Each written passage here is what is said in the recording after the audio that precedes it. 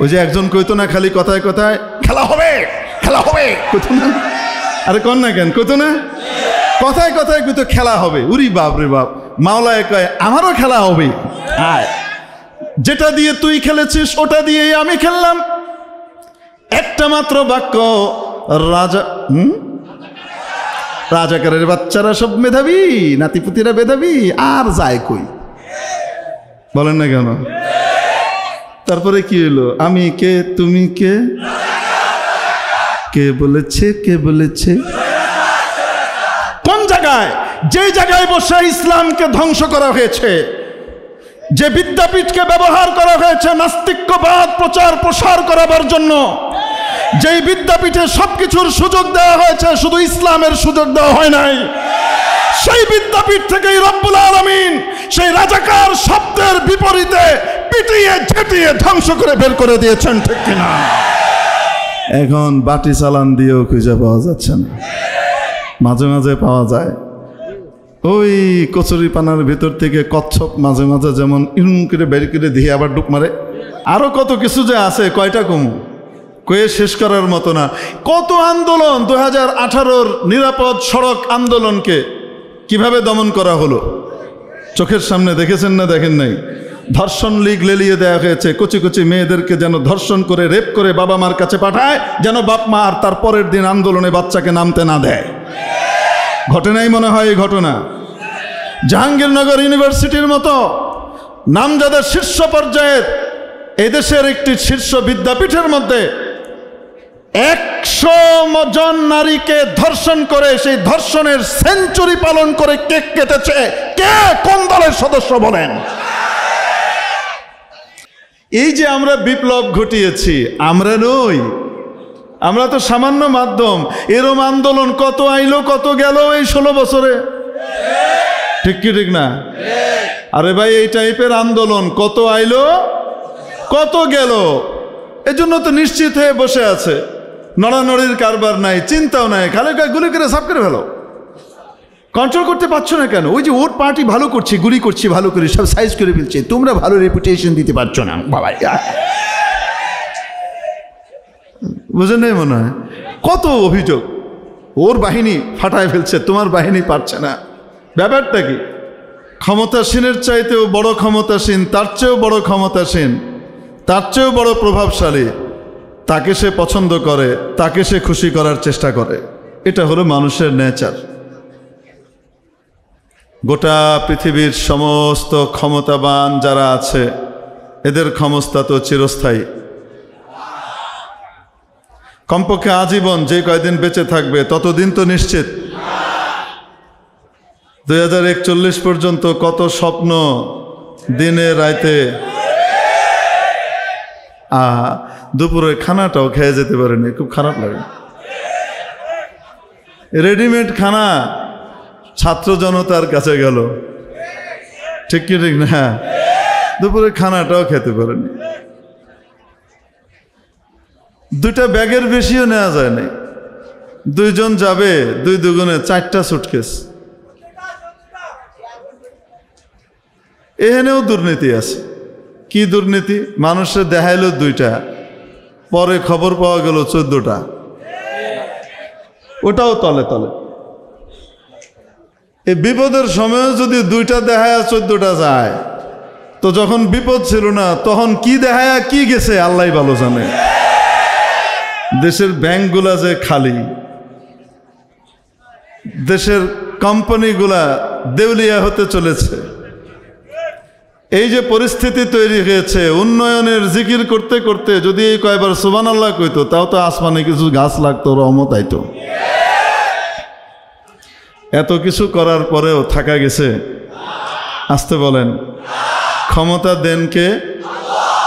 নেন কে? সবাইকে ক্ষমতা দেওয়ার মালিক কে? নেওয়ার মালিক কে? আল্লাহ। দিতে যেমন পারেন, নিতে ওরকম পারেন। ক্ষমতা যে আছে মাঝে মাঝে দেখান, দেখাইতে একটু সময় নেন। কেন? যেন মানুষের দিলের ভিতরে আকুলতা, ব্যাকুলতা, অস্থিরতা যখন চরম পর্যায়ে পৌঁছে, তখন দেখাইলে মানুষের দিলের ভিতরে ভালো করে লাগে যে আল্লাহ করছে, নাহলে কই তো আমরাই করেছি। এই যে আমরা বিপ্লব ঘটিয়েছি, আমরা নই, আমরা তো সামান্য মাধ্যম। এরম আন্দোলন কত আইলো কত গেল এই 16 বছরে, ঠিক কি ঠিক না?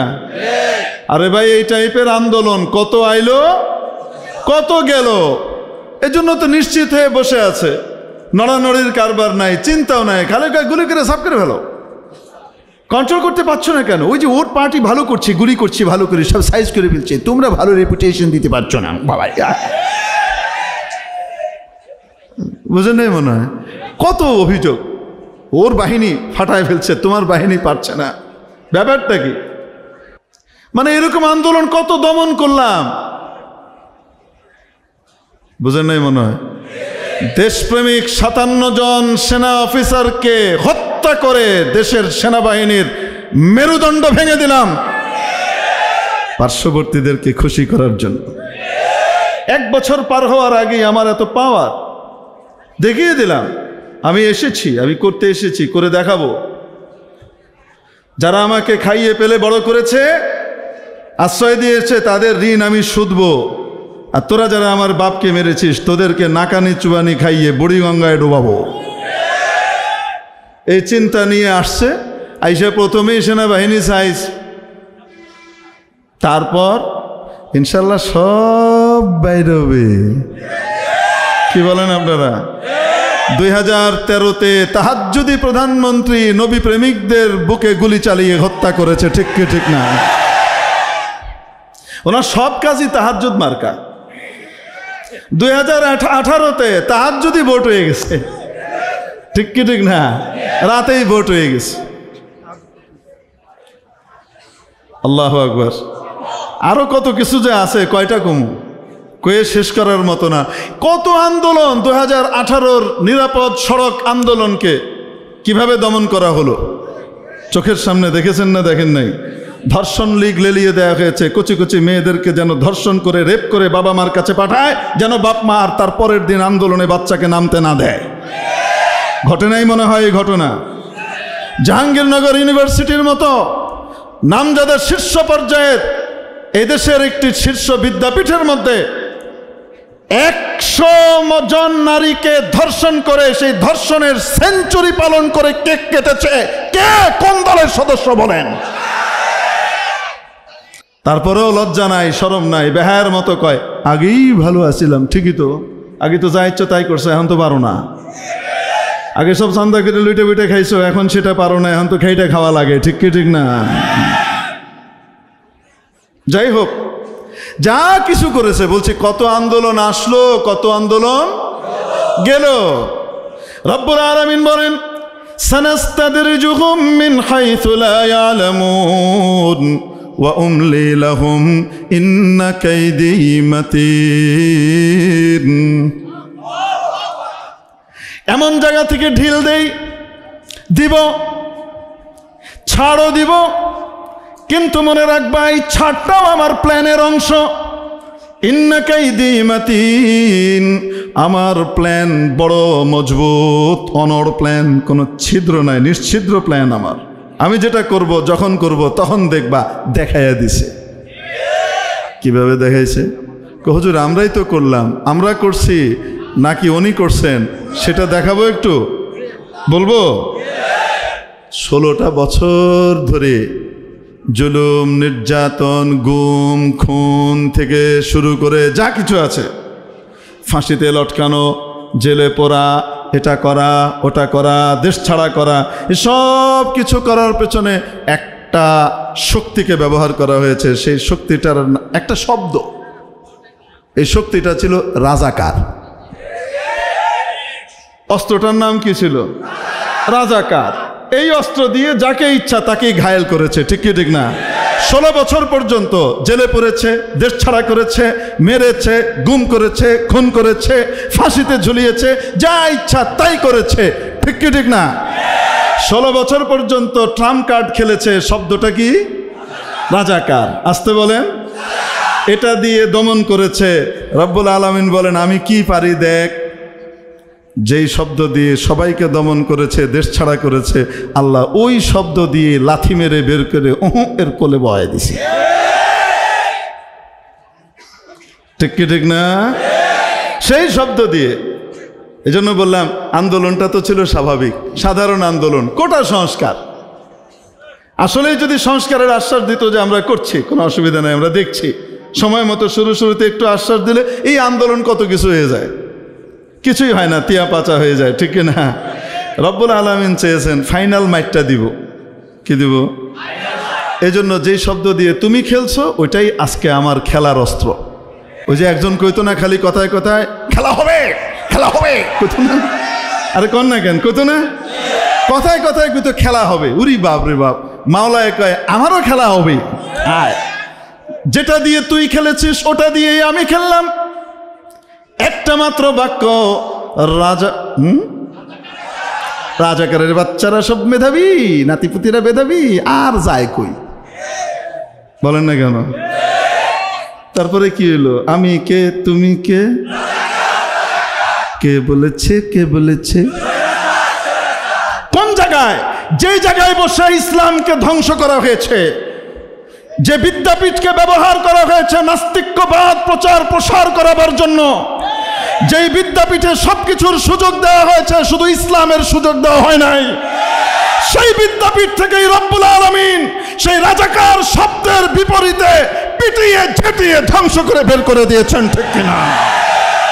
এখন বাটি চালান দিয়েও খুঁজে পাওয়া যাচ্ছে না, মাঝে মাঝে পাওয়া যায়। ওই কচুরি পানার ভিতর থেকে কচ্ছপ মাঝে মাঝে যেমন ইরুম করে বের করে দিয়ে আবার ডুব মারে, ঠিক ওরকম মাঝে মাঝে নেটের ভিতরে বাইরে টুক করে বেরোয়, তাও বেনামে, নিজের নামে না, ভুয়া নামে আইডি খুলে তারপরে আগেই ভালো ছিলাম, এই স্বাধীনতা কি চেয়েছিলাম, বুঝেন নাই মনে হয়?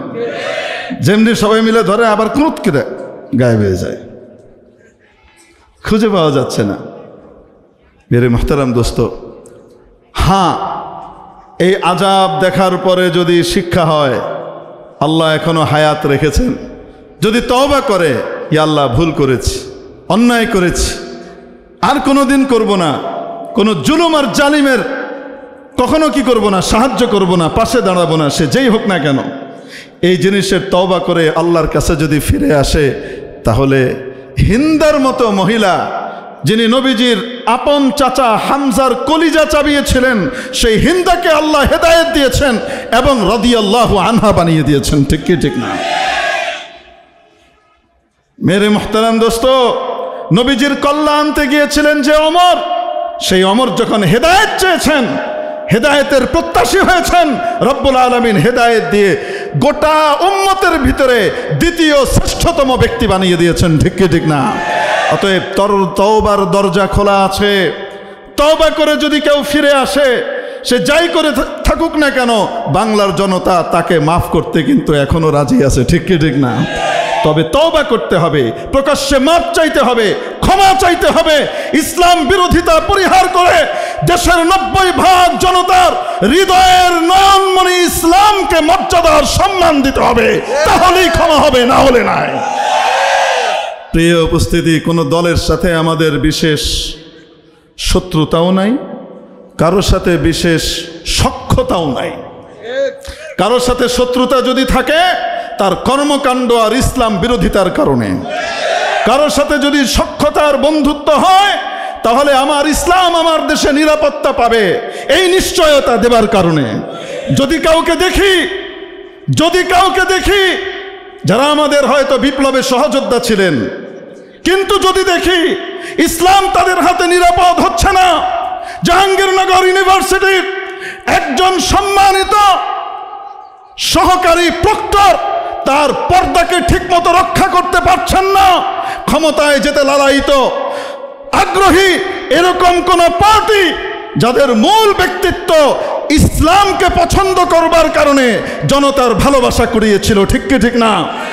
সেই দলের কোন সদস্যকে যদি দেখি সেই বোরকাওয়ালি সহকারী প্রক্টরকে লাঞ্ছিত করে, তাকে নিয়ে কটূক্তি করে, আর কেন্দ্র থেকে তার ব্যাপারে ব্যবস্থা না নেওয়া হয়, তাহলে এরকম দলকেও ছুড়ে ফেলতে আমাদের সময় লাগবে না। কারোর সাথে আমাদের বিশেষ ভালোবাসাও নাই, কারোর সাথে বিশেষ শত্রুতাও নাই। যেই নীতি তারা অবলম্বন করেছিল, ইসলাম এবং মুসলমানের বিরুদ্ধে অবস্থান নেওয়া, সেই নীতি যদি আজকে কেউ অবস্থান নেয় আর সেটা গ্রহণ করে, তার সাথেও বাংলার জনতার কোনো সম্পর্ক নাই। এজন্য আমাদেরকে কেউ ভালোবাসে না, আমাদের হুজুরদেরকে কেউ ভালোবাসে না। কে লেগে জানেন কেন বাসে না? জানেন? কারণ হুজুররা সাদাকে কালো বলতে পারে না, কালোকে সাদা বলতে পারে না। বুঝেন নাই? ক্ষমতাসীনরা যখন উল্টাপাল্টা করে, যেই ক্ষমতায় থাক না কেন, উল্টাপাল্টা করলে তো আলেম ওলামা ধরিয়েই দিবেন, এটা করা ঠিক নয়। প্রথমে বুঝান, ঠান্ডা মাথায় সুন্দর করে নাসিহা দেন, তারপরে যখন কাজ হয় না তখন আঙ্গুল কি করতে হয়, বাঁকা করলেই বলে এই হুজুররাই খারাপ, সারা দেশটা এরাই নষ্ট করলো। এরম ছেড়ে পাকা আছে না নাই? মজার ব্যাপার কি জানেন? এই জন্য বললাম যে ক্ষমতাসীনরা কখনোই আমাদের হুজুরদেরকে পছন্দ করতে পারে না, আর আমরাও তাদেরকে আসলে তোয়াজও করতে পারি না, তেলও মারতে পারি না। কি আর করব বলেন? সবসময় আমরা কি করলাম? পিছনেই থাকলাম। আজকে পিছনে থাকতে পারি এই হক কথাগুলা বলার কারণে, শোনার কারণে কিয়ামতের দিন কিন্তু সবার আগে আল্লাহ পাঠায় দিবে। মজার ব্যাপার হলো দুনিয়াতেও আল্লাহ পিছে রাখে না। কেন? হক কথা কওয়ার কারণে যখন জুলুম নির্যাতনের স্ট্রিম রোলার নেমে আসে, লাখো জনতার হৃদয়ে সোনার আসন তৈরি হয়ে যায় তার জন্য। এটাই বাস্তব, চোখের সামনে আমরা দেখি নাই? চারিত্রিক কালিমা লেপনের জন্য কত রকমের মিথ্যাচার করে আলেম ওলামার গায়ে কালিমা লেপনের চেষ্টা করা হয়েছে। নিজের স্ত্রীকে ধর্ষিতা বানিয়ে মিথ্যা মামলা দায়ের করবার চাপ দিয়ে ব্যবস্থা করা হয়েছে, ব্ল্যাকমেইল করে করা হয়েছে কি কয় না? যতই করেছে ততই জনতার হৃদয়ে তার আসন পাকাপোক্ত আর মজবুত হয়েছে। আজকে যারা আলেম ওলামাকে লাঞ্ছিত করে, বেইজ্জত করে দেশ ছাড়া করবার চেষ্টা করেছিল, তাদের কাউকে কিন্তু বাটি চালান দিয়ে খুঁজে পাওয়া যাচ্ছে না। আলেম ওলামা কিন্তু ঠিকই বাংলাদেশে আছেন, তৌহিদি জনতা দাড়ি টুপিওয়ালারা কিন্তু ঠিকই বাংলাদেশে আছেন। ঠিক কি ঠিক না? হ্যাঁ, যারা খেদাতে চেয়েছিল, কথায় কথায় খালি পাকিস্তান পাকিস্তান করত, তারা দেখি পালিয়ে পালিয়ে সব নিজের ভূমি দেশে আশ্রয় নিচ্ছে। সেই কোন দেশ বলেন না কেন? দাদাদের দেশে আশ্রয় নিচ্ছে, আর ওখানে গিয়ে গিয়ে শয়তানি করতেছে ভেবে। ওখানে গিয়ে কি করে? শয়তানি করে। ওই যে কথা আছে না একটা, যে ঢেঁকি নাকি স্বর্গে গেলেও কি ভাঙে, একটা কথা আছে না? ওই যে হেনেই যাক, শয়তানি তো আর বন্ধ হবে না, শয়তানি তো করবেই। তবে আমাদের কথিত বন্ধু রাষ্ট্র আমাদের শত্রুদেরকে আশ্রয় দিয়ে জীবনের সবচেয়ে চূড়ান্ত পর্যায়ের ভুলটা তারা করতে যাচ্ছে। ঠিক কি ঠিক না? অর্ধেক করে সেরেছে, বাকিটা করতে যাচ্ছে। ভালো করে করো। ওই যে একটাকে হকারকে দাঁড় করাইছে, হকার একটাকে দাঁড় করাইছে নিজের মুখপাত্র হিসেবে। ওই চট্টগ্রামটা কি লোক, চট্টগ্রামটা হয়ে গেলে তার এই হয়ে যায়, সে হয়ে যায়। শুধু ঢুকে দেখ, আয় দাওয়াত দিচ্ছে, আহলেন সাহলেন, হাইয়া আলে বাংলাদেশ, সবগুলার ইনশাল্লাহ মুসলমানি করায় দেওয়া হবে। আয় আয় ঢুকে দেখ। এটা আবার জানে যতই বড় বড় কথা বলি, ওখানে গেলে কিন্তু বিপদ আছে। জানে কি জানে না? ওটা আবার জানে। এজন্য আমাদের সাথে বন্ধু হিসেবে থাকতে চাও, আলহামদুলিল্লাহ। প্রভু হিসেবে আসতে চাও, কাউকেই আমরা ছাড় দিই নাই, তোমাদেরকেও দেব না। সোজা সাপটা কথা। তো মেরে মোহতারাম দোস্ত, বলছিলাম মাওলায়ে পাকের ক্ষমতা আছে না নাই? ওই যে মাওলানা সাহেবরা বললাম না সবসময় খারাপ। আগে যখন বয়ান করতাম না, সেই বয়ানের ভিতরে যখন আসতো জুলুম নির্যাতন আর ইনসাফের কথা, সাবআতুন ইউযিল্লুহুমুল্লাহু ফি যিল্লিহি ইয়াওমা লা যিল্লা ইল্লা যিল্লুহ, 7 প্রকারের ব্যক্তি যাদেরকে আল্লাহ তাআলা তার আরশের ছায়ায় জায়গা দেবেন কিয়ামতের দিন, যেদিন আল্লাহর আরশের ছায়া ছাড়া আর কোনো ছায়া থাকবে না। তার ভিতরে 7 ক্যাটাগরির 1 নম্বর হলো আল ইমামুল আদল, ন্যায়পরায়ণ বাদশাহ, আস সুলতানুল আদিল, ন্যায়পরায়ণ, ক্ষমতাবান, যার কাছে বিরোধী দল সরকারি দলের কোনো ভেদাভেদ নাই, আপন পরের ভেদাভেদ নাই, ন্যায় ইনসাফের ভিত্তিতে সে ফয়সালা করে। এটা যখন আগে বলতাম না, তখন কিছু মানুষ এই যে পাশে বসে থাকতো, কারণ জোর করে আবার প্রধান অতিথির নাম নিত, ওখানে না দিলে মাহফিল হইতে দেওয়া হবে না। বুঝুন নাই মনে হয়, অমুক তমুকের নাম দিতে হবে, না হলে মাহফিল হবে না, অমুক হুজুর আসতে পারবে না। আরে ছিল কি ছিল না? ছিল না মনে হয়। তো পাশে বসে থাকতো, যখন ওই বয়ান দিতাম, ন্যায় ইনসাফের পন্থা বলতাম যে জান্নাতে যাওয়ার সবচেয়ে সহজ পন্থা, যারা ক্ষমতায় আছে তারা খুব দ্রুত কই যেতে পারে, আল্লাহর আরশের ছায়াতলে 1 নম্বরে জায়গা নিতে পারে, ওলি গওস কুতুব বুজুর্গরা পরে। আগে ন্যায়পরায়ণ শাসনকর্তার জন্য আল্লাহ এই জায়গা দিয়ে রাখছেন। তো রাস্তা দেখাইতেছে, যখন কইতাম তখন চেহারাটা একদম আবু সানকমতরিয়া হয়ে যেত। মানে চেহারার ভাব, মানে কিভাবে আমি তো দেখাইতে পারবো না, ঘুম আসতেছে কি এক ভাব, মানে তার ভাল লাগছে না। হ্যাঁ, আবার তাকিয়ে যদি বলতাম কি বলেন ভাই ঠিক কিনা, তো হাসি যে আসতো সেটা ভেস্কির মতো হইতো। মানে হাসতে চায় না, বের হইতে চায় না। তখন খুব রাগ লাগতো, কেন এই আকামগুলা তো করে। বুঝেন নাই? মজার ব্যাপার হলো, তখন যারা খুব জোরে ঠিক বলতো, হ্যাঁ ঠিক, তাদের খুব খুশি যে হুজুর আমাদের নির্যাতিতদের পক্ষে কি বলছেন, কথা বলছেন, জুলুম বিরোধী কথা বলছেন। মজার ব্যাপার হলো, এখন যখন ওই হাদিস কই, তখন ক্ষমতার কাছাকাছি যারা আছে তাদের দেখি মুখটুক কেমন পাংশু হয়ে যাচ্ছে, কালো হয়ে যাচ্ছে, উসখুস করে এরকম করে খাই যায়। মানে আগে ঠিক কইতো, এখন আর ঠিক কয় না। এখন হুজুর অন্য বিষয়ে বলতে পারে না, মানে কেমন যেন লাগে। আর ওই যে যাদের চেহারা এরম হয়ে যেত, তাদের এখন মনে হয় যেন তাদের চেহারা একদম মতির মতো ঝলমল করে। ঠিক, এই হুজুর ঠিক বলেছে, আসা দরকার। আগে কিন্তু বাধা দিত, এই হুজুরই আনো। কি রঙ্গরূপের খেলা আছে দেখলাম এই ছোট্ট জীবনে। এজন্য বললাম যে আমরা হুজুররা কখনোই কি পাবো না, ক্ষমতাসীনদের আনুকূল্য পাবো না, ভালো হইতে পারবো না। কারণ হাসা কথা টাইট করে কইলে তাদের গায়ে লাগে। শুধু হুজুরদের কথা কেন, তৌহিদি জনতা যারা ভালো কথা বলতে চায়, ন্যায়ের পথে চলতে চায়, তাদেরও তো সেই কথা, তারাও কিন্তু নিগৃহীতই হয়। ঠিক কি না? আল্লাহ পাক আমাদেরকে সত্য কথা বলবার তৌফিক দান করেন, সহি পদ্ধতিতে বলবার তৌফিক দান করেন। সবসময় গরম কথা বলা, থ্রেড দেওয়া, এটা ইসলাম পছন্দ করে তা কিন্তু নয়। বরং থ্রেড দেওয়ার আগে অনেক স্তর আছে, সেই স্তরগুলা পার হতে হয়, নসিহা দিতে হয়। যাকে যেভাবে বুঝানোর, এক একজনকে এক একভাবে বুঝাতে হয়, সেভাবে বুঝাতে হয়। না পারলে তারপরে যা করার সেটা করতে হয়। ঠিক কি ঠিক না? তো এই জন্যে আপনারা মনে করেন না যে আমরা খালি থ্রেটই দিয়ে যাব সবাইকে। না, আমরা থ্রেট দেওয়ার জন্য আসি নাই। আমরা বাশির 1 নম্বরে, যখন সে বিশারত গ্রহণ না করে তখন তার জন্য নাযির, সুসংবাদও দেব। যদি গ্রহণ না করে তখন কি হবে? জাহান্নামের ভীতি প্রদর্শনও করতে হবে। নবীকে আল্লাহ এই দায়িত্ব দিয়ে পাঠিয়েছিলেন। মেরে মুহতারাম দোস্ত, বলছিলাম বলেন তো দেখি, সারা পৃথিবীর যত রাজারা আছে তাদের ক্ষমতা কে দেন? কে নেন? তাহলে 2024-এ আমরা ক্ষমতা কেড়েছি না আল্লাহ? আসতে বলেন, আমরা কেড়েছি না আল্লাহ? দলিল রাজাকার শব্দ। দলিল কি? রাজাকার শব্দ। সময় মতো আল্লাহ মুখ দিয়ে বাইর করছে যেন খেদায় বাইর করা যায়, ব্যাস। আল্লাহর ক্ষমতা আছে না নাই? আছে। মানুষের স্বভাব হলো ছোট ক্ষমতার দিকে যাওয়া না বড় ক্ষমতার দিকে যাওয়া। তাহলে সবচেয়ে বড় ক্ষমতা কার? মানুষের স্বভাব নিচে যাওয়া না উপরে যাওয়া। তাহলে উপরের দিকে যাবার স্বভাব আমাদের থাকবে, ঠিক কি ঠিক না? রব্বুল আলামিন কোরআনে কারিমে জন্য উপরে যাবার জন্য আমাদেরকে ব্যবস্থা করে দিয়েছেন। কেউ যদি 10 তলায় উঠতে চায় তার একটা সিঁড়ি লাগবে না? মনে করেন সিঁড়ি নাই, সিঁড়িটা কোনো কারণে বন্ধ, তাহলে কিভাবে উঠবে? উপর থেকে দড়ি ফেলা হয়, রজ্জু।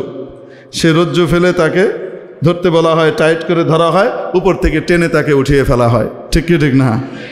হ্যাঁ বেরে মুহতারাম দোস্ত, আজিজ ও বুজুর্গ, রব্বুল আলামিন আসমান থেকে রজ্জু পাঠিয়েছেন, মজবুত রজ্জু। রশি পাঠিয়েছেন, মজবুত রশি, চমৎকার এক সিঁড়ি। ওই সিঁড়িতে যে উঠে এবং ওই রশিকে যে আঁকড়িয়ে ধরে, মাওলায়ে পাকের সাথে তার হট কানেকশন হয়ে যায়। সর্বময় ক্ষমতার অধিকারী রব্বুল আলামিনের সাথে তার কানেকশন হয়ে যায়। সবচেয়ে বড় ক্ষমতার মালিক রব্বুল আলামিনের সাথে তার সম্পর্ক হয়ে যায়। সেই সম্পর্কের জোড়ার জন্য মাওলা যে জিনিসটা নাজিল করেছেন সেটা হলো দ্বীন ইসলাম। ইসলামের সাথে যার সম্পর্ক হয়, কোরআনের সাথে যার সম্পর্ক হয়, কোরআন ওয়ালাদের সাথে যখন কারো সম্পর্ক হয়ে যায়, তার সম্পর্ক আল্লাহর সাথে হয়ে যায়। লা ইকরাহা ফিদ্দীন, ধর্ম গ্রহণের ব্যাপারে কাউকে জোরাজোরি জবরদস্তি করা যাবে না। তর্জমা করে, ধর্মের মধ্যে কোনো বাড়াবাড়ি নাই। জিনা শব্দ বাড়াবাড়ি না, জবরদস্তি। ধর্ম গ্রহণের ব্যাপারে কোনো জবরদস্তি নাই। কেউ হিন্দু, তাকে জবরদস্তি মুসলমান বানানো যাবে না। খ্রিস্টানকে জবরদস্তি মুসলমান বানানো ইসলাম পছন্দ করে না। ইহুদি, বৌদ্ধ, নাস্তিক, সে যেই হোক না কেন, তাকে জবরদস্তি ইসলাম গ্রহণ করতে হবে, এইটা ইসলাম বলে। যেমন যেমন যেমন একজন ফ্রান্সের অধিবাসী, তাকে জোর করে বাংলাদেশের নাগরিক বানানো যাবে না। একজন জার্মানকে জোর করে বাংলাদেশের নাগরিকত্ব নিতে বলা যাবে না। একজন আমেরিকানকে জোর করে বাংলাদেশের নাগরিকত্ব নিতে বলা যাবে না।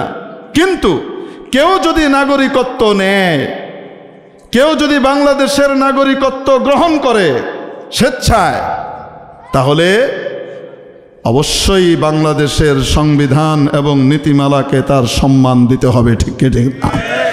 বাংলাদেশের সংবিধান, আইন কানুন তাকে মানতে হবে। ঠিক তেমনিভাবে কেউ হিন্দু, খ্রিস্টান, বৌদ্ধ, ইহুদি, তাকে মুসলমান হতে বাধ্য করা যাবে না। তবে কেউ যদি মুসলমান হয়, তাকে অবশ্যই ইসলামী নীতিমালা, আইন কানুন মানতে হবে, বাধ্যতামূলক তার জন্য। ঠিক কি ঠিক না? অতএব কেউ যদি এসে বলে নামাজ পড়তে কেন আপনি বাধ্য করছেন আপনার ছেলেকে, আপনি মেয়েকে কেন আপনি পর্দা করতে জোরাজোরি করবেন, বাধ্য করবেন, এটা আপনি করতে পারেন না, ইসলাম বলে না, আল্লাহ বলেছেন লা ইকরাহা ফিদ্দীন।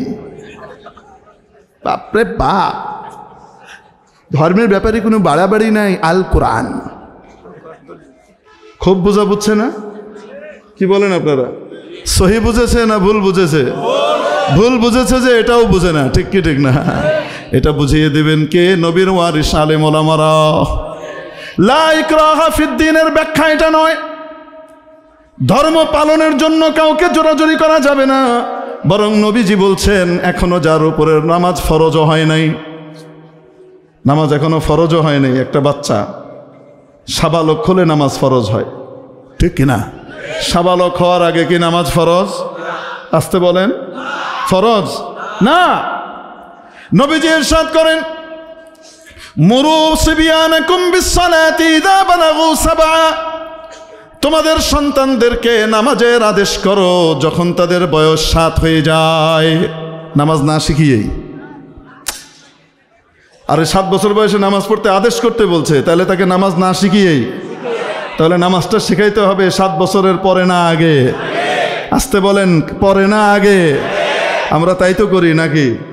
আমরা ABCD 1 2 3 4 বাবারে বাবা এগুলি হোক ভিগায়, কিন্তু নামাজ শেখানোর টাইমে সময় নাই। পরে যখন বিড়া হওয়ার পরে বৃদ্ধ নিবাসে ফালায় দিয়ে আসে, তখন বলি হুজুর একটু দোয়া করেন, আমার ছেলেটা কেমন যেন নষ্ট হয়ে গেছে। নষ্ট হয়নি গো কাকু, তুমি নষ্ট করেছো। মুরু সিবিয়ানাকুম বিসসালাতি ইযা বালাগু সাবআ, 7 বছর বয়সে পৌঁছে গেলে তোমার সন্তানদেরকে তোমরা নামাজের আদেশ করো। ওয়াদরিবুহুম, পিট্টি লাগাও। নবীজি কি বলছেন? ওয়াদরিবুহুম, তাদেরকে পিট্টি লাগাও। ইযা বালাগু 10 বছর বয়সে পৌঁছে গিয়ে তারপরেও যদি নামাজ না পড়তে চায়, ডান্ডা লাগাও।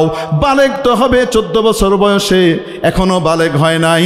নাবালেগ হওয়া সত্ত্বেও তাকে অভ্যাস গড়াও নামাজ পড়ার, যেন একটা ফরজও তার নষ্ট না হয়, নামাজ যেন ভবিষ্যতে না ছাড়ে। 10 বছর বয়স হলে নামাজ না পড়লে, ফাঁকি দিলে পিট্টি লাগাও। কে বলেন? আরে নবীজি বলেছেন। কে বলেছেন? একদম সহি হাদিস, কোনো এদিক ওদিকের ব্যাবু নাই। তাহলে নবীজি কি বললেন? নামাজ না পড়লে এখনো যার উপরে নামাজ ফরজ হয় নাই তারেও পিট্টি লাগাইতে বলছেন, ঠিক কিনা? অতএব যার উপরে নামাজ ফরজ হয়েছে তাকে নামাজের জন্য পিট্টি দিলে, টাইট করলে বলতে হবে না ধর্মের ভিতরে কোনো বাড়াবাড়ি নেই, স্বেচ্ছাই করবে। কি বোঝা বুঝছে? উড়ায় দিচ্ছে। মানে নবীর চাইতে যার উপরে কোরআন নাজিল হয়েছে, লা ইকরাহা ফিদ্দিন, যার কাছে নাজিল হয়েছে উনি বুঝেন নাই, মুরগি চোরার চেলা বুঝে ফেলছে। আল্লাহ আমাদেরকে কোরআন হাদিস সহিভাবে বুঝবার তৌফিক দান করেন, আমিন। এজন্য রব্বুল আলামিন বললেন লা ইকরাহা ফিদ্দিন, দ্বীনের ব্যাপারে, আকীদার ব্যাপারে, ধর্মের ব্যাপারে কোনো বাড়াবাড়ি, কোনো জোরাজুরি নাই। ইসলাম গ্রহণের ব্যাপারে কোনো জোরাজুরি করা যাবে না। মনে প্রাণে স্বেচ্ছায় ইচ্ছায় কেউ গ্রহণ করলে তাকে ইসলামের ভিতরে আনতে হবে, ঠিক কিনা? তারপরে মাবুদ বলেন ফামান ইয়াকফুর বিত্তাগুত, আল্লাহ বিরোধী শক্তি যেগুলো আল্লাহর ভিন্ন দিকে ডাকে, আল্লাহ থেকে বিচ্ছিন্ন করে অন্য দিকে নেয়, এই জাতীয় যত কিছু আছে তাগুত, তাগুতের সাথে যে সম্পর্ক ছিন্ন করে আর কি করে, ওয়ায়ুমিন বিল্লাহ, মাবুদের উপরে, আল্লাহর উপরে পরিপূর্ণ ঈমান আনে আর বিশ্বাস আনে, ফাকাদ ইসতামসাকা বিল উরওয়াতিল ওয়াসকা, রব্বুল আলামিন আরশের উপর থেকে যে বিশাল একটি রজ্জু নাজিল করেছেন, সেই রজ্জুকে সে মজবুত করে ধরল। যে এই রজ্জু ধরল সে নিচে থাকবে না, উপরে যাবে। ধরার সাথে সাথে আরশের মালিকের সাথে তার সম্পর্ক হয়ে যায়, ধরার সাথে সাথে উপরের দিকে যাওয়ার তার ব্যবস্থা হয়ে যায়। এজন্য ন্যাচারাল দুটো জিনিস আল্লাহ তাবারাকা ওয়া তাআলা আমাদেরকে দান করেছেন। সম্পর্ক গড়তে হবে কার সাথে? আরো কার সাথে? লাভ কি? লাভ হলো ওনার সাথে যদি সম্পর্ক তৈরি হয়ে যায়, ওনার ক্ষমতা যত দূর বিস্তৃত তত দূর পর্যন্ত এই বান্দা বান্দির জন্য স্পেশাল ফ্যাসিলিটির ব্যবস্থা হবে, যেটা অন্যদের জন্য হয় না তার জন্য হবে। অন্যদের জন্য হয় না কিন্তু তার জন্য হবে। কেন? তার সম্পর্ক কার সাথে হয়ে গেছে? বান্দা যখন মাওলার হয়, মাওলা যখন বান্দার হন, কুল কায়নাত তখন তার হয়ে যায়।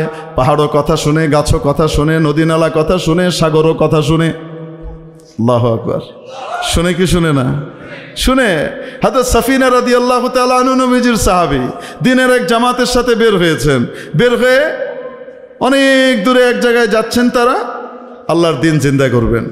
সামনে জঙ্গল পড়েছে, এ পাশে শিবির সন্নিবেশিত হয়েছে, প্রত্যেকে যার যার প্রয়োজন পুরো করার জন্য বলা হয়েছে। মানে ওয়াশরুমের কাজ সেরে আস। ওই সময় তার পোর্টেবল ওয়াশরুম ছিল না, তো যার যার মতো চলে গেছে দূরে দূরে, যেন কেউ কাউকে দেখতে না পায়, দূরে দূরে চলে যাওয়া। বোঝেন নাই মনে হয়? মানুষের লজ্জা শরম হায়া আছে না নাই? ধর্ম এই হায়া শরম লজ্জা শিখায়। যাদের সাথে ধর্মের সম্পর্ক থাকে না তাদের ভিতরে দেখবেন হায়া শরমও থাকে না, হাইওয়ান জানোয়ারের মতো সব উদাম করে ঘুরে বেড়ায়। আমার এই বাংলাদেশে টাকা পয়সা নাই, ধন দৌলত নাই, এই নাই সেই নাই, কিছুই নাই, কিন্তু কোরআন এবং সুন্নাহর সাথে সম্পর্ক আছে না নাই? ইসলামের সাথে সম্পর্ক আছে না নাই? এজন্য সারা বাংলাদেশ ঘুরে সারা বছরে আপনি একজন মানুষের হাগামুতা করার অবস্থায় ওই জিনিস দেখতে পাবেন না। সারা বছর সারা বাংলাদেশে ঘুরলেও আপনি একজনকেও পাবেন না যে ওপেন প্লেসে তার কি কাজ সারছে। ঠিক কি ঠিক না? পাবেন? ওই যে যারা আমাদেরকে কথায় কথায় খালি সভ্যতা ভদ্রতা, সভ্যতা নেই, ভদ্রতা নেই, গেঁও কিছু নেই, অস্ত্র নেই, ওদিকে অস্ত্র আছে, ওদিকে টাকা পয়সা আছে, কি করবে বাংলাদেশ? আমরা যদি বন্ধ করে দিই তাহলে না খেয়ে মরবে। বুঝতে হবে বাঙালিদেরকে। কঁচ কঁচ করে যে কথা বলে, ওই দেশে যায় দেখেন মাশাল্লাহ, সকালবেলায় ট্রেন যখন চলে ট্রেন থেকে বাইরে তাকান যায় না। কেন জানেন? ট্রেনের লাইনের সাথে সাথে হাগামুতার লাইন লেগে রয়েছে, সব উদাম করে বইয়ে। অবাস্তব না বাস্তব? আবার একটা লোকে কথা কয়, মানে এত কাছাকাছি বসে কথাবার্তা বলে। হ্যাঁ, আপনার মেয়েটার সাথে আমার ছেলেটার বিয়ে হলে কেমন হবে দাদা? কেমন হবে? হ্যাঁ ভালোই হবে গো, দুটোই সমানভাবে একসাথে হাঁকবে।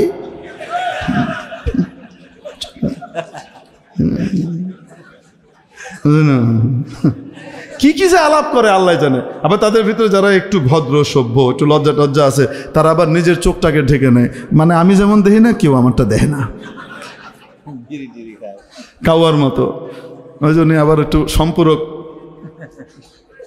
টিকা টিকা দিয়ে দিচ্ছেন। আসলে ওইখানে বইভাবে বিড়িও খায়, কি সুখ টান দিচ্ছে মাশাআল্লাহ, মানে দেখার মতো। আমাদের সারা বাংলাদেশ ঘুরে দেখ, একজনকেও দেখাইতে পারবি না। এখানকার কোনো হিন্দুও এই কাজ করে না। কেন? মুসলমানদের সাথে থাকতে থাকতে তাদের ভিতরে ইসলামী এই লজ্জাবোধ আর কালচার তৈরি হয়েছে। ঠিক কি ঠিক না? এদেশে হিন্দুকেও দেখবা না এই কাজ করতে সবার সামনে। আর এখানে অহরহ ফ্রি। হুজুর বদনাম করলেন বন্ধু রাষ্ট্রের, ছি ছি ছি ছি, তো আস্তাগফিরুল্লাহ, থাক আমরা করব না। হাজার হোক আমাদের বন্ধু ফারাক্কা বাঁধ দিয়েছে, তারপরে তিস্তার বাঁধ দিয়েছে, তারপরে টিপাইমুখ বাঁধ দিয়েছে, দিয়ে আমাদের দেশের পানি আটকে রেখে তারপরে আমাদের দেশের পুরোটুকুকে মোটামুটি মরুভূমিতে পরিণত করে আমাদের ভিতরে খাদ্য নিরাপত্তাকে হুমকির মুখে ফেলে আমাদেরকে দুর্ভিক্ষের কবলে বারবার ফেলেছে। তারপরে 10 টাকার পেঁয়াজ 100 টাকায় আমাদেরকে বেচেছে অনেক বন্ধু। এজন্য আমরা বলছি না, থাক, বলা উচিত না। হাজার হোক আমাদের বন্ধু, ঠিক ঠিক না? যদি বন্ধু না হইতো তাহলে বলতাম আর কি ওগুলা। না না, ওই যে আগেরটা যেগুলো বললাম ওগুলো হলো বন্ধু না হইলে বলতাম, যেহেতু বন্ধু তাই আর বলছি না। আর আমরা বলি আর না বলি, ইন্টারন্যাশনালি তোমাদের নাগরিকরাই ঘোষণা করে দিছে আমাদের এই নাগরিক অধিকার থেকে আমাদেরকে কে বঞ্চিত করল রে? আমেরিকাতে এক এয়ারপোর্টের ভিতরে আমাদের বন্ধু রাষ্ট্রের বংশোদ্ভূত, ও দেশের ভিসা নিয়ে থাকে আমেরিকাতে, ওই ভদ্রলোক এয়ারপোর্টের ভিতরে জনসম্মুখে মাশাল্লাহ সব কিছু উদাম কিরা করতে বসছে, আঁকতে বসে। আমেরিকার পুলিশ গ্রেপ্তার করে নিয়ে গেছে, তাকে কয়েকশো ডলার জরিমানা করেছে। এ জঘন্য কাজ কেন করলো এটার উপরে সে আবার তীব্র প্রতিবাদও জানিয়েছে যে এই তার নাগরিক এবং মানবিক স্বাধীনতা হরণ করা হয়েছে, মানবাধিকার লঙ্ঘিত হয়েছে, তার অধিকার সেখানে যেখানে সেখানে বসে সে এই কাজ ছাড়বে, এখানে সে করার কারণে জরিমানা করা হয়েছে। তার দেশে করলে সেখানে স্বাধীনতা আছে, সেখানে কোনো জরিমানা করা হয় না, যে যেখানে ইচ্ছা করতে পারে। মানে এক তো হলো নির্লজ্জ, আবার গোটা জাতিটাকে নির্লজ্জ বানানোর ঘোষণা দিছে। ঠিক কি ঠিক না? আমরা বলবো না, থাক। ইন্টারন্যাশনালি এখন সবাই মানছে এমনিই কইতেছে। তো সাহাবায়ে কেরামের লজ্জা আছে না নাই? তো হযরত সাফিনা রাদিয়াল্লাহু তাআলা আনহু দূরে চলে গেছেন, অনেক দূরে, যেন কেউ দেখতে দেখতে না পায়। তো যখন সবাই কাজটা সেরে এসেছে, অধিকাংশরাই সবাই চলে এসেছে, তো মনে করেছে সবাই চলে এসেছে, চলো যাই, কাফেলা রওনা হয়ে গেছে। উনি ফিরে এসে দেখেন কাফেলা নাই। ইয়াল্লাহ, এই বিশাল প্রান্তরের মধ্যে কিছুই করার নাই। বন্ধ করে দিব হুজুর? আচ্ছা, না না, অসুবিধা নেই, বন্ধ করে দিলে আমার লাভ। আমার 10টার সময় গিয়ে আমার এখানে বোনের কথা ছিল এক জায়গায়, এটা 11টা হয়েছে। এখন কি করবে, এরা গেলেই আমার দিলে আর কি।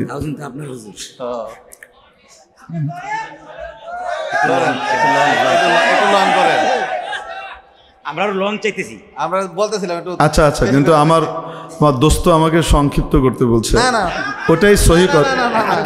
তার কারণ আছে, তার কারণ হলো চাহিদা থাকতে থাকতে বন্ধ করলে মনে হয় আহা আর একটু যদি শুনতাম, আর যখন নাকি দিল বেড়ে যায় তখন কি বোঝে দূর সারে নাকি, পেট তো বেড়ে গেছে না, বিরিয়ানি বেড়ে গেলে তখন আর সার্ভার করে, এটা নিয়ম। বন্ধু ঠিকই কইছে, আমার দোস্ত সকাল পর্যন্ত ওয়াজ করলেও আপনাদের তৃপ্তি হবে না, কিন্তু আমি একটুখানি করলে তৃপ্তি হয়ে যাবে, এটাই স্বাভাবিক। এই জন্য বুঝে শুনেই কইছি। তো এই জন্য হযরত সাফিনা রাদিয়াল্লাহু তাআলা ফিরে এসে দেখেন কেউ নাই। এখন কই যাবে? আচ্ছা, একটু মাঝখানে একটা কথা বলি। হ্যাঁ, এই যে আমাদের ইউটিউবার ভাইরা যারা রেকর্ড করছেন, ইসলামের প্রসারের জন্যই তো, তাই না? এই হাগামুতা জাতীয় জিনিসগুলো প্রচারের দ্বারা ইসলামের কোনো লাভ নাই। এজন্য এগুলা মেহরবানি করে স্পেশাল করে দিয়ে দেখুন, এই হাগুবাদ জাতির পরিচয় দেখুন। এই টাইপের কোনো কিছু থামটাম দিয়ে আল্লাহর নামে এগুলো করেন না, এগুলো না দেওয়াই ভালো। মানে এই অংশটা যেগুলো বললাম না, এগুলো অফ দ্য রেকর্ড হইতে হয়। আমাদের ঘরেরও আলোচনা করতেছি, সব কিছুই ওপেনলি সবাইকে বললে তো তাহলে তো তাদের মতোই লুঙ্গি খোলা মার্কা কারবার হইল। ঠিক কি ঠিক না? এই জন্য এগুলো আল্লাহর রাস্তায় দিবেন না, আপনাদেরকে একটু অনুরোধ করে দিলাম।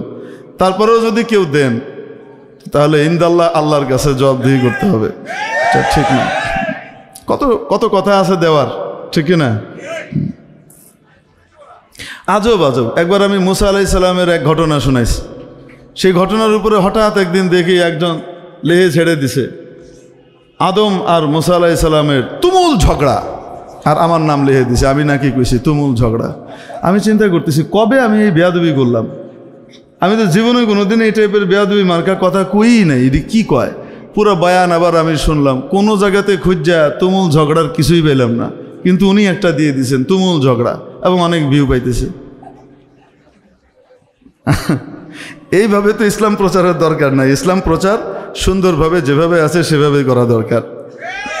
আল্লাহ তাআলা আমাদেরকে ভালোভাবে কাজ করার তৌফিক দান করেন। কারণ যারা মিডিয়ার ভাইরা আছেন, যারা আমাদের এই কথাগুলোকে গোটা পৃথিবীব্যাপী লক্ষ লক্ষ মানুষের মাঝে ছড়িয়ে দেন, তাদের আয় ইনকাম এটার দ্বারা হয়তো 2-4 পয়সা হবে, সেটা ভিন্ন জিনিস, কিন্তু আসলে এটার দ্বারা কত মানুষের হেদায়েতের কারণ হয়, কত মানুষের কাছে দিনের কথাগুলো পৌঁছে যায়। অবাস্তব না বাস্তব?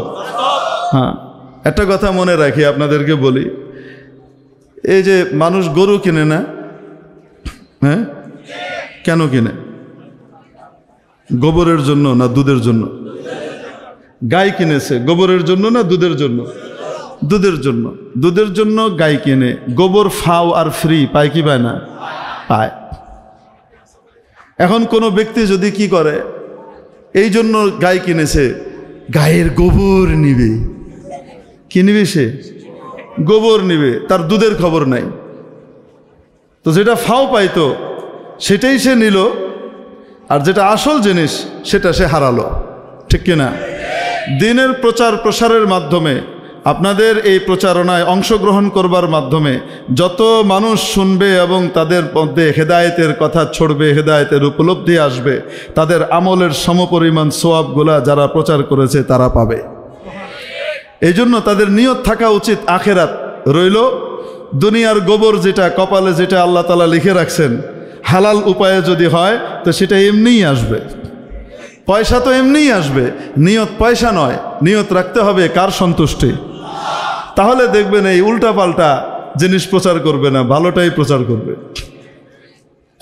যাই হোক, মেরে মোহতারাম দোস্ত, বলছিলাম হযরত সাফিনা রাদিয়াল্লাহু তাআলা আনহা ফিরে এসে দেখেন, হায় হায় হায়, কেউ নাই, সামনে জঙ্গল, একা মানুষ, রসদপত্র খাবার দাবার যা ছিল ওনার উট বা ঘোড়ার সাথে ছিল তা তো কাফেলার সাথে চলে গেছে। কাফেলা কোথায় খুঁজে পাবে? আশপাশে 100 মাইলের ভিতরে তো বাড়িঘর নাই। এরই ভিতরে নতুন বিপদ দেখা দিল। আমাদের বাংলাদেশি এক ক্রিকেটার হঠাৎ গিয়ে সেখানে হাজির হয়েছে, মানে একজন বাঘ, একটা বাঘ আসছে। কে আসছে? এক বাঘ আসছে। বাঘ সাহেব এসে আল্লাহুম্মা বারিক লানা ফিমা রাযাকতানা ওয়া কিনা আযাবান নার, বিসমিল্লাহি ওয়া আলা বারাকাতিল্লাহ সবটুকু পড়ে ফেলছে। সে একদম এভাবে হাত রেখে খাপ পেতে বসছে। এক্ষুনি কি করবে? ঝাঁপটা দিবে। হযরত সাফিনা রাদিয়াল্লাহু তাআলা আনহু নবীজির সাহাবী, সম্পর্ক কার সাথে? হযরত সাফিনা রাদিয়াল্লাহু তাআলা আনহু মোটেও ঘাবড়ালেন না, ভয় পেলেন না। কারণ তিনি জানেন আমার আল্লাহর ক্ষমতা যত দূর বিস্তৃত তত দূর আমি বিশেষ ফ্যাসিলিটি পাওয়ার অধিকার রাখি। আমার হাবিব বলেছেন, আদ-দুনিয়া খুলিকাত লাকুম ওয়া আনতুম খুলিকতুম লিল আখিরাহ। গোটা পৃথিবীকে সৃষ্টি করা হয়েছে তোমাদের উপকারের জন্য, তোমাদের খেদমতের জন্য, আর তোমাদেরকে তৈরি করা হয়েছে আখিরাতের জান্নাতের জন্য। তোমরা আখিরাতে আল্লাহর রয়্যাল গেস্ট হাউসের মেহমান মালিক হবা, সেটার জন্য তৈরি করা হয়েছে, এই দুনিয়ার জন্য না। আর দুনিয়ার সব কিছুকে তোমার খেদমতের জন্য পাঠানো হয়েছে। সুবহানাল্লাহ পরশুদিন বলেন। আল্লাহর নবীর কথার উপরে কি পরিমাণ কনফিডেন্স। হযরত সাফিনা রাদিয়াল্লাহু তাআলা আনহু বাঘকে লক্ষ্য করে 3টে কথা বললেন। কয়টা? পরিচয় দিলেন, আমি আল্লাহর হাবিব আখেরি নবী মুহাম্মদুর রাসূলুল্লাহ সাল্লাল্লাহু আলাইহি ওয়াসাল্লামের একজন উম্মতি। 2 নম্বর কথা বললেন, আমি আল্লাহর হাবিবের, আল্লাহর নবীর মিশন বাস্তবায়নের জন্য বের হয়েছি। 3 নম্বর কথা বললেন, আমি কাফেলা হারিয়ে ফেলেছি, আমাকে রাস্তা দেখিয়ে কাফেলা পর্যন্ত পৌঁছিয়ে দাও। হযরত সাফিনা রাদিয়াল্লাহু তাআলা আনহু এই কথা শোনার সাথে সাথে বাঘও 3টা কাজ করলো। এক নম্বর কাজ, মুহূর্তের মধ্যে সে রণমূর্তি পরিহার করে সামনের দুটো পা এইভাবে জড়ো করে দিয়ে হাত জোড় করে বসার মতো বসে গেল, যেন বোঝালো হযরত আমি আপনার আদেশ বুঝতে পেরেছি। বলেন তো বাঘের ভাষা উনি বুঝেন? ওনার আরবি ভাষা বাঘ বুঝে? সম্পর্ক কার সাথে?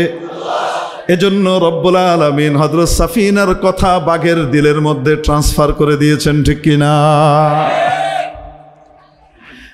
2 নম্বর কাজ করলো, বাঘ উল্টো দিকে ঘুরে হাঁটা ধরলো, পেছন পেছন হযরত সাফিনা।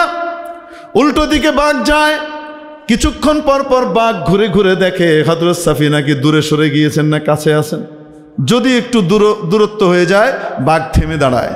হযরত সাফিনা যখন কাছে আসেন বাঘ আবার রওনা করে। এইভাবে জঙ্গলের ভিতরে ঢুকে জঙ্গলের ভিতর দিয়ে মেঠো পথ, এই পথ ওই পথ পাড়ি দিয়ে শর্টকাট রাস্তা দিয়ে জঙ্গল পাড়ি দিয়ে ওই পারে। এবং দেখেন এসএসএফ আছে কিন্তু ওনাকে নিরাপত্তা দেওয়ার জন্য। আর জঙ্গলের ভিতরে সাপ খোপ আছে না, জঙ্গলের ভিতরে বান্দর আছে না ঝামেলা করার মতো, জঙ্গলের ভিতরে ভাল্লুক আছে না, কতজনই তো আছে। কিন্তু বাঘ মামা যখন কাউকে পাহারা দিয়ে নিয়ে যায় তো বলেন তো এসএসএফ এর সিকিউরিটির চাইতে স্পেশাল সিকিউরিটি ফোর্স এবং পিজিআর প্রেসিডেন্ট গার্ড রেজিমেন্ট, যাদের মাথায় এরকম যে লাল পট্টি থাকে, বিচক্ষণ বিশিষ্ট দক্ষ কমান্ডো যারা, এনাদের চাইতে কম নিরাপত্তা হচ্ছে? বাঘ মিয়ারে দেহে তেন কেউই আয় না, বান্দর তো বহু দূর থেকে সালাম দিচ্ছে, কেউই নাই। সাথে করে এভাবে পার করে ওপারে নিয়ে গিয়েছে। ওপারে নিয়ে যাওয়ার পরেই দেখা গেল মুসলমানদের সেই কাফেলা দেখা যায়, কারণ মুসলমানরা তো পুরা কাফেলা জঙ্গল ঘুরে গিয়েছে আর এ শর্টকাটে নিয়ে আসছে। 3 নম্বর কাজ করলো বাঘ, এবার হযরত সাফিনার দিকে ঘুরে আবার 2 হাত জোড় করে বসে গেল। বসে গিয়ে যেন বলতে চাইলো হযরত আমার উপরে যে আদেশ আপনার ছিল সেটা আমি যথাযথভাবে পালন করতে পেরেছি কিনা। এই কথা বলে বাঘ জঙ্গলে চলে গেল। হযরত সাফিনা তার কাফেলার সাথে মিলিত হয়ে গেলেন। এগুলো আগডুম বাগডুম কিচ্ছা না, বুখারী মুসলিমের হাদিস, যাদের সূত্রে বর্ণিত তাদের সূত্রে বর্ণিত এই সমস্ত ঘটনা। কোরআনে কারীম আমাদের কাছে যাদের হাত ধরে এসেছে তাদের সূত্রে বর্ণিত। হযরত আলা ইবনুল হাদরামী রাদিয়াল্লাহু তাআলা আনহু রওনা দিয়েছেন, আদিষ্ট হয়েছেন, বাহরাইন জয় করার আদেশ হয়েছে। রওনা দিয়েছেন, সাথে 4000-এর বাহিনী। কয় হাজার? 4000-এর বাহিনী। গিয়ে তারা খালিজের সামনে, আরব উপসাগরের সামনে গিয়ে পৌঁছেছে। ওই পার দেখা যায় না, বিশাল সাগর। আর শত্রুপক্ষ এখান থেকে যাওয়ার সময়, পালানোর সময় এদিককার যত নৌযান জলযান ছোট বড় যা আছে সব নিয়ে গেছে। তাহলে এই মরুচারী মানুষরা, মরুভূমিতে থাকা মানুষ, এরা সাগর কিভাবে পাড়ি দিবে? কিছুই তো নাই। দাঁড়িয়ে আছেন হযরত আলা আল হাদরামী রাদিয়াল্লাহু তাআলা আনহু সবাইকে বললেন, রাতের বেলায় তোমরা আজকে ইস্তেগফার করো, সকাল বেলায় আমরা আল্লাহর সাহায্য নিয়ে যা করার করব। সব গুনাহ থেকে মাফ চেয়ে না। আরে সাহাবী তাবেঈনদের গুনাহটা কোথায়? এরা তো গুনাহই করে না। তাও ছোটোখাটো 2-4টা যদি গুনাহ হয়েও যায় তারপরেও নেকিগুলার কারণে ওগুলো তো এমনিই কাটা পড়ে যায়। তারপরেও বলছেন গুনাহগারের সাথে আল্লাহর সাহায্য হয় না, দোয়া করো। সবাই ইস্তেগফার করেছেন, রাতের বেলায় তাহাজ্জুদ পড়ে ঘুমিয়ে গেছেন। ফজরের নামাজের পরে হযরত আলা ইবনুল হাদরামী রাদিয়াল্লাহু তাআলা আনহু গোটা জামাতকে 4000-এর বাহিনীকে সাথে করে নিয়ে আসলেন একেবারে সাগরের তীরে। পারে এসে সকলের দিকে লক্ষ্য করে জ্বালাময়ী ভাষণ দিলেন। অতি অল্প সময়ের খুতবা রেখে এবার উনি দোয়া করা শুরু করলেন আল্লাহর কাছে। কি দোয়া করলেন আল্লাহই ভালো জানে। দোয়া শেষ করে সকলকে বললেন, আমি যা করি তোমরাও তাই করো। বলে ওনার ঘোড়া, সাহাবী আবু হুরায়রা রাদিয়াল্লাহু তাআলা আনহু বলেন, ওয়া আনা ফীহিম, আমি ওই 4000-এর ভিতরে আছি। আরে সাহাবী আবু হুরায়রার বর্ণিত ঘটনা, আমি ওই জামাতে আছি। আলা আমাদেরকে এই কথা বলে ঝাঁপ দিলেন সাগরে। আমরাও তার দেখা দেখি 4000-এর বাহিনী সাগরের উপরে নিজের ঘোড়া এবং নিজের উটকে চালিয়ে দিলাম। হযরত আবু হুরায়রা রাদিয়াল্লাহু তাআলা আনহু বলেন, সাগর পাড়ি দিয়ে আমরা এপার থেকে ওপারে চলে আসলাম। ওয়াল্লাহি, আল্লাহর শপথ করে বলি, লাম ইয়াবতাল্লা কদমুন ওয়ালা খুফফুন ওয়ালা হাফির, আমাদের একজনের পাও ভিজে নাই, কোনো ঘোড়া বা উটের কোনো খুরও ভিজে নাই। আমরা পার হয়ে চলে এসেছি। সাগর উত্তাল, সাগরের ঢেউ জায়গা মতো আছে, যেন এটা মাটির মতো শক্ত হয়ে গেছে। আর এর উপর দিয়ে ঘোড়া ছুটিয়ে উট চালিয়ে হেঁটে হেঁটে মানুষ পার হয়ে ওপার থেকে এপারে চলে এসেছে। একজনও ডুবে নাই, কারো কদমও ভিজে নাই। বলেন তো দেখি, সম্পর্ক হয়ে গিয়েছিল কার সাথে? এজন্য রব্বুল আলামিন সাগরকেও কথা শুনিয়েছেন। ওপারে যাওয়ার পরে হযরত আলা জিজ্ঞেস করলেন, আচ্ছা কারো কিছু হারায়নি তো? সবাই বললেন, না আমির, আমাদের কিছুই হারায়নি। একজন বললেন, আমার প্লেটটা পড়ে গেছে সাগরে আসার সময়। মজার ব্যাপার, মানুষ তো পার হয়ে যাচ্ছে, প্লেট পড়ার পরে প্লেট আবার কি হয়ে গেছে? ডুবে গিয়েছে। সাগরের মাঝখানে প্লেট ডুবে গেছে। হযরত আলা আল হাদরামী রাদিয়াল্লাহু তাআলা আনহু বললেন, যাও গিয়ে সাগরকে বলো তোমার প্লেট ফিরিয়ে দিতে, পেয়ে যাবা। আল্লাহু আকবার। এজন্য বললাম, এগুলো 12 গোপ্পী 13 গোপ্পীর কিচ্ছা শোনাইতেছি না, এগুলা সাহাবী আবু হুরায়রার বর্ণনা শোনাচ্ছি। এগুলো বুখারী, মুসলিম, তিরমিজি, আবু দাউদ, এই সমস্ত কিতাবের হাদিসগুলো যে সমস্ত রাবীদের সূত্রে বর্ণিত, তাদের দেখা ঘটনা শোনাচ্ছে। 12 গোপ্পী 13 গোপ্পীর কিচ্ছা বুঝেন তো? বুঝেন নাই? গোপ্পী মানে গপ্পবাজ, চাপাবাজ। তো একজনের নাম ছিল 12 গোপ্পী, আরেকজনের নাম ছিল কি 13 গোপ্পী। এক এলাকার ভিতরে দুইটাই ছিল চাপাবাজ। তো 12 গোপ্পীর ছেলে গেছে 13 গোপ্পীর বাড়িতে। বাড়িতে গিয়ে বলছে, যে দেখে 13 গোপ্পী বাড়িতে নাই, 13 গোপ্পীর ছেলে একটা তাল গাছের নিচে বসা। কিসের নিচে বসা? এখন 12 গোপ্পীর ছেলে বলছে, আব্বা এই তাল গাছটা নিয়ে যেতে বলেছেন। 13 গোপ্পীর ছেলে জিজ্ঞেস করে, কেন? আব্বা নিয়ে যেতে বলেছেন, এটা দিয়ে উনি দাঁতন করবেন, মেসওয়াক করবেন। কি দিয়ে মেসওয়াক করবে? তাল গাছ দিয়ে মেসওয়াক করবে। চাপার জোর কি দেখে। 13 গোপ্পীর পুত বলে, না এটা দেয়া যাবে না। কেন? আব্বা এটা লিখে দিয়েছেন খিলাল করবেন। তো এই যে ঘটনা শোনাচ্ছে, এগুলা কি 12 গোপ্পী 13 গোপ্পীর কিচ্ছা না সাহাবীদের, তাবেঈদের, তাবায়ে তাবেঈদের চোখে দেখা বর্ণনা? ঠিক কি ঠিক না? হযরত আবু হুরায়রা ঘটনা শোনান। ওই সাহাবী এসে জামাতের ওই সঙ্গী এসে দাঁড়ালেন সাগরের পাড়ে, এসে বললেন, সাগর আমার প্লেটটা পড়ে গেছে, তোমার মধ্যে আমাকে দিয়ে যাও। বলতে দেরি, সাগরের তলা থেকে তার প্লেটটা এইভাবে বের হয়ে আসলো। সুবহানাল্লাহ। আল্লাহ পারেন কি পারেন না? শুধু ওই জমানায় আল্লাহ ছিলেন, এই জমানায় নাই। যে আল্লাহ ওই জমানায় ছিলেন, সেই আল্লাহ এখনো আছেন। আল্লাহর ক্ষমতা ওই সময়ও যা ছিল এখনো তাই, এক চুল এক রতি পরিমাণ কমে নাই। ঠিক কি ঠিক না? আজও যদি কোনো ব্যক্তি মাওলার হয়ে যায়, কোরআন আর হাদিস ফলো করার মাধ্যমে, নবীর তরিকায় চলার মাধ্যমে যদি কেউ আল্লাহর হয়ে যায় আর আল্লাহ তার হয়ে যান, গোটা আসমান জমিন এবং নদী নালা তরুলতাও তার হয়ে যাবে। এক কথা শুনবে, হযরত ইব্রাহিম ইবনে আদহাম রহমতুল্লাহ আলাইহি বলখের বাদশা ছিলেন, কিন্তু আল্লাহকে খুব ভালোবাসতেন। কাকে ভালোবাসতেন? আল্লাহকে ভালোবাসতেন, আল্লাহকে চাই।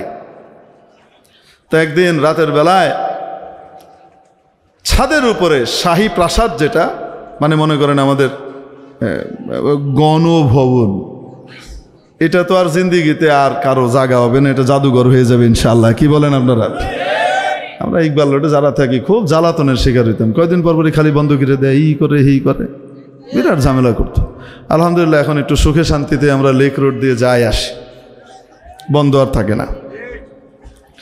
তো মনে করেন যখন ছিলেন, তার উপরে রাতের বেলায় কে যেন হাঁটাহাঁটি করে। আরে শাহী প্রাসাদের উপরে রাতের বেলায় কে হাঁটাহাঁটি করে? এত বড় সাহসকার। উনি উপরে গিয়েছেন, উপরে গিয়ে দেখেন এক লোক, এই তুমি কি এখানে কিভাবে আসলা? তো বলে, আমার উট হারিয়ে গিয়েছে, উট খুঁজতে এসছি। কি কয়? আচ্ছা গন তো, উট হারাইলে উট কি ছাদে উঠে? এ তো জঙ্গল টঙ্গলে কোথাও মাঠে মুঠে চলে যাবে, গরু মাঠে মুঠে কোথাও চলে যাবে, কই গিয়ে উঠছে? ছাদের উপরে কি উঠ পাওয়া যায়? বোকা কোথাকার। তো ওই লোক হেসে বলে, ওয়াও, ছাদের উপরে উঠ পাওয়া যায় না, আর এত আরামায়েশে থেকে মজার মজার খেয়ে আল্লাহকে পেয়ে ফেলবা, এত সহজ? ইব্রাহিম ইবনে আদহাম বুঝে ফেলেছে কারবার অন্য কিছু আছে, কারণ এই বেটা এখানে আইলো কেমনে? এত শান্তি এবং পাহারাদারদের চোখ ফাঁকি দিয়ে আসলো কিভাবে? তো তার মানে এটা আল্লাহ পাকের পক্ষ থেকে কোনো মেসেজ তাকে থ্রো করা হচ্ছে। উনি কিছুই বললেন না। রাতের বেলায় ওনার খাবার দাবারের যতটুকু দরকার অতটুকু সাথে করে নিয়ে একটু একদম ছদ্মবেশ ধরে শাহী প্রাসাদ থেকে বেরোয় গেছেন, কাউকে কিছু না বলে চলে গেলেন একজন যুগশ্রেষ্ঠ আলেম ওলির কাছে।